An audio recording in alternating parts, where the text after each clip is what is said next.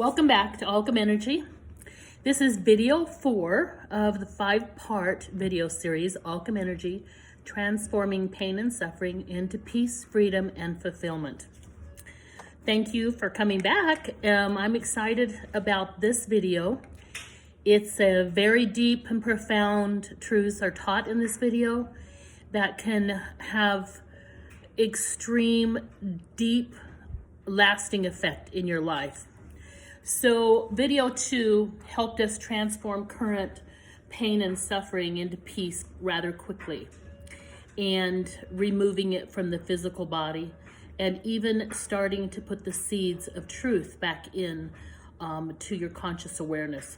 This video goes extremely deep into the subconscious, and once you experience it, it will change you forever. You will feel a multi-dimensional depth to your own soul, your own energy vibration, having done it.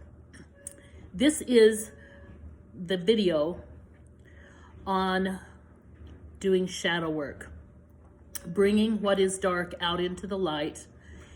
This is probably most needed of anything else that I teach in this five-part video. It is the most needed on the planet because there is so much condemnation, judgment, and hysteria on the planet. Now, in my first book, Butterfly Medicine, I was shown very clearly that most of us on the planet, all of us on the planet until we awaken, are like caterpillars crawling around in the dirt, eating dirt, and increasing our pain and our suffering. And we learn that as we begin to rise in consciousness, there is no way out, but there is a way through. And so by entering into the cocoon, one has begun to be humble, be teachable, be willing to be wrong, be willing to let go of what it is they do know, and trust that there is something greater than what they do know that has created all their suffering and pain. Now, most on the planet today are more comfortable in their suffering than they are in the unknown. And they would rather be right than happy. And there is no entering the cocoon with that mentality. It just cannot happen. So for many, they project their suffering, their pain, and their anguish, and their anger, and their despair, their hopelessness on other people who mirror to them things that are missing, things that they need in healthy doses. What I mean by this is, if we can take the example of one leader in today's world who is hated by a third of the country for being a narcissist, an arrogant narcissist. I'm not going to go deeper into this until the end of the video, but I want you to keep in mind the word narcissist and arrogant and how hated this individual is for this. It is what we condemn and project on other people and judge other people for that hold keys to our greater fullness and happiness.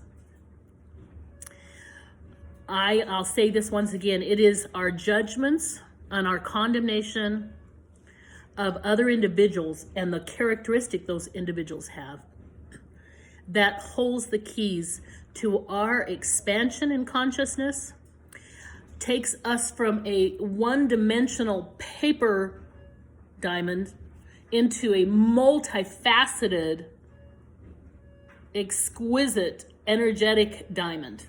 It is what cleans the mud and clay off of the diamond. Step 1, doing the releasing of emotions does not do that.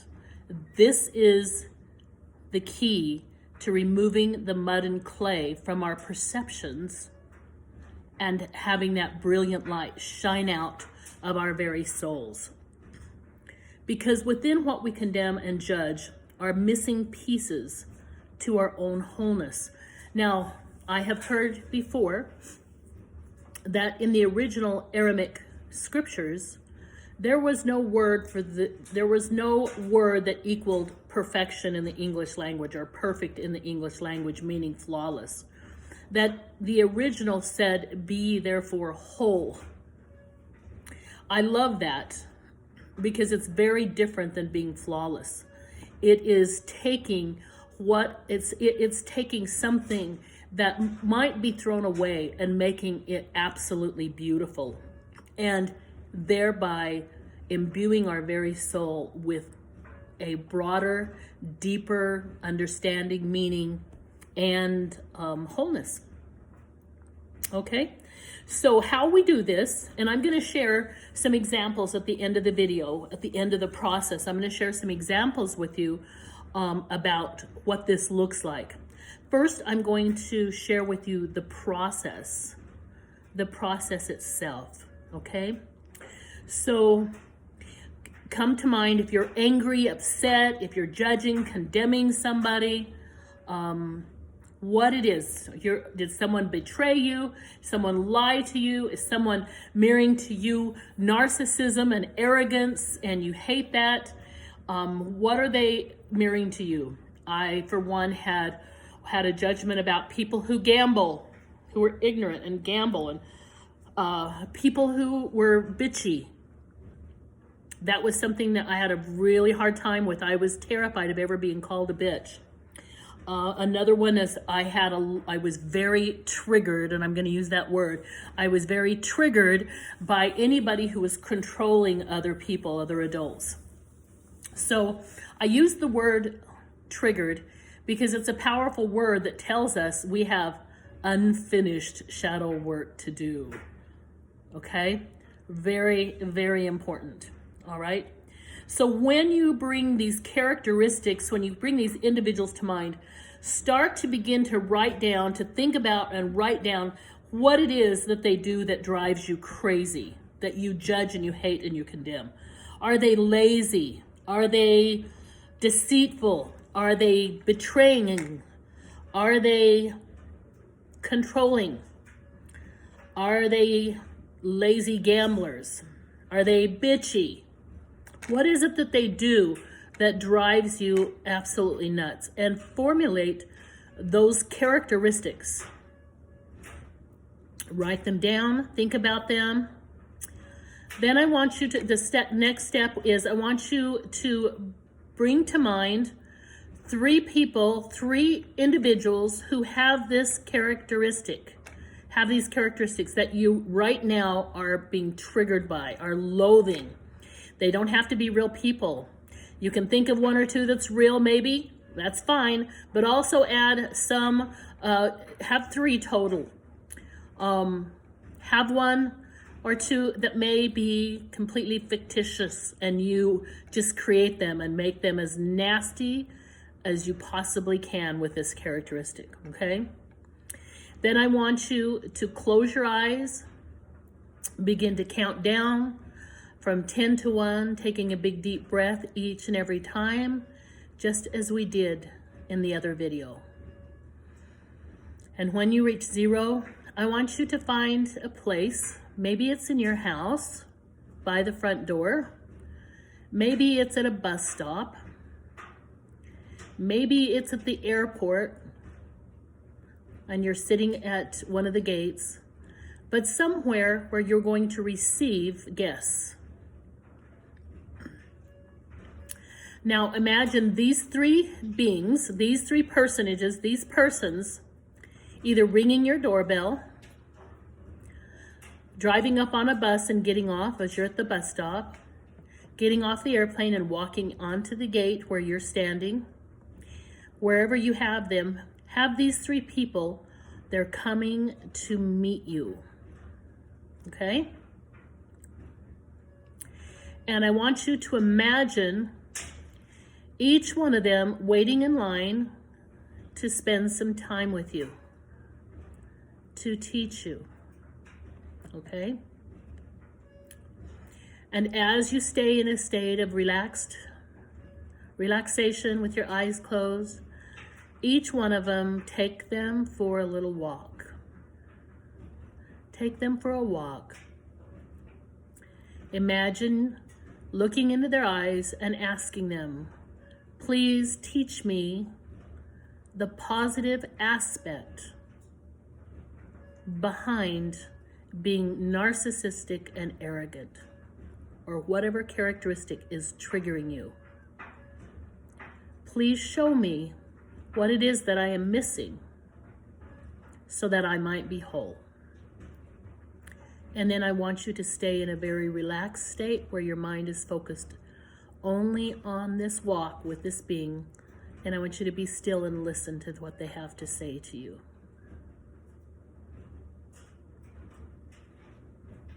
As soon as they have imparted the wisdom that you need, take them back to the area where the other two wait and do the same thing with each one of them, remembering what it is that they have to tell you.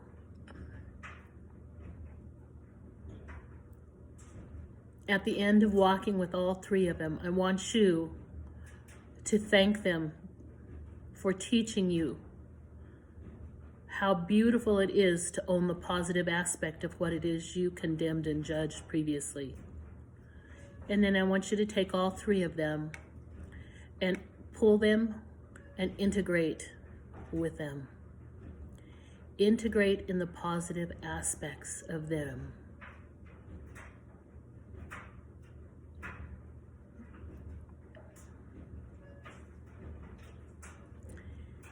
Once complete, you will feel like a new human being. It will be so powerful that it'll change your life forever. And here is one of the most amazing things that happens with this. You will learn that until you embody the positive characteristics of the traits that you previously condemned and judged and loathed, you have no ability, zero ability to discern whether that individual or this individual who has that characteristic, whether their motives or intentions are love or whether it is fear, whether they are using this characteristic as a positive or they're using this characteristic as a negative. You will never be able to discern that until you have done the work and reclaimed and re-owned that characteristic. Now, I've had many, many, many experiences with this, some of which I'll share with you that is profound. I had a great deal of judgment and condemnation for somebody who was very deceitful in always putting his needs above everybody else's. Now, I had done just the opposite. My whole life, I had given everything that I had to everyone. And I learned in this process that there was a time I needed to put myself first, that he actually was displaying a characteristic that I needed to own in healthy ways.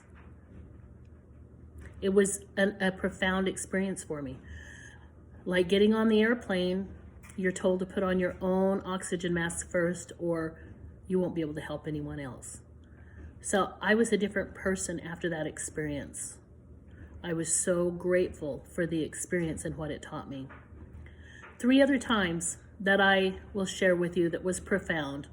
One was my judgment of the gambler, people who gambled. I had a friend who'd gambled away many, many millions of dollars, and I had a lot of judgment for that. So when I went in and did this work, I was given the wisdom that every single day when we get out of bed, we're gambling. That educated gambling is the only way to grow. There is no growth without some gamble, some risk. Yes, there is foolish gambling, just like there is foolish selfishness. But again, we will not know another's motives. We would not even be able to discern it until we've done the work ourselves and reclaim the positive aspects of it. I had a great deal of judgment about people who were caustically and bitchy. And I was terrified for decades of ever being seen as a bitch. I hate the word, but it's the only thing that works here.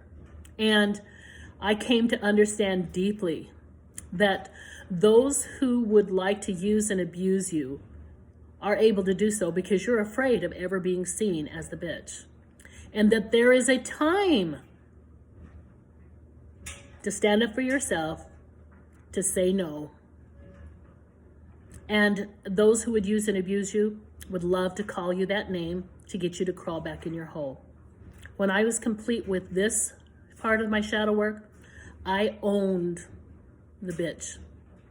I could say no. I could stick up for myself in very kind, loving, and respectful ways, but very firm and honest. And if others saw me as that, I was okay with that. I was good with that. Profound work that changed my soul. I was completely triggered. I had a lot of judgment for control because of examples that I saw in my early childhood, and I was highly sensitive empath. And I came to understand through this process, 3 things were given to me. The first was that there cannot be control, unhealthy control by one person without there being unhealthy passivity by another. Number 2, that there's a time to control. There's a time to take charge of your life. Anger sometimes has been very, very good for me because I got angry about the things that I was allowing to happen, about the times I betrayed myself. If I was angry at somebody betraying me, how was I betraying myself? How many times have I betrayed myself? There is a time to take control, to say no, and to be the person, to be the powerful, beautiful, loving, firm, strong person. And that was the second thing that I was taught. The third thing that I was taught kind of shocked me because I thought I had been very congenial all my whole life, but I was told that I was most controlling because I was anxious and worried all the time about what the future held. And in that way, I was just as controlling as the most controlling, trying to control my life through anxiety and worry, instead of seeing every tomorrow as Christmas morning that I didn't need or want to open the presents in advance. So powerful, beautiful things happen. Again, we're incapable of seeing others clearly if we have not owned the positive aspects of those character traits. Now, it doesn't mean that we're condoning others using it unhealthily. That yes, there's unhealthy ways to do it. There's unhealthy ways to use these character traits, but they won't bother us anymore. What others do won't bother us anymore. We won't be triggered by it because we will have reclaimed and re-owned the positive aspects of each thing that triggers us. Now, the key is to pay attention to your triggers. Pay attention to what is triggering you. Because as long as you do not do your shadow work on those things that trigger you, your triggers, your condemnation, your judgment will likely destroy you. It will create greater suffering and pain than you've ever had. Ever. You will become so distorted in your actions. You will judge and condemn while doing the very thing you condemn and judge everyone for. And we have seen this over the last few years. Those who condemn leaders who are narcissistic and arrogant, while at the same time, many of those who do have been teaching for years and decades how important it is that we gain our confidence, that we own who we are, that we think positive thoughts, all while condemning a leader who is eternally optimistic and positive and very confident. It just amazes me. It amazes me how completely hypocritical we all are until we have done this shadow work. And in our hypocrisy becomes the most distorted behaviors that you'll ever see. It's amazing. So have fun with this. It's a wonderful process. It's simple. It's self-hypnosis. You simply go into a relaxed state of being. Imagine 3 people who have the characteristics that you're being triggered by. Ask them to walk to you in a very relaxed state where your mind is calm. Have them give you those characteristics in their positive intent and form. Reclaim, re-own them, and fly free. I love you. See you in the next video.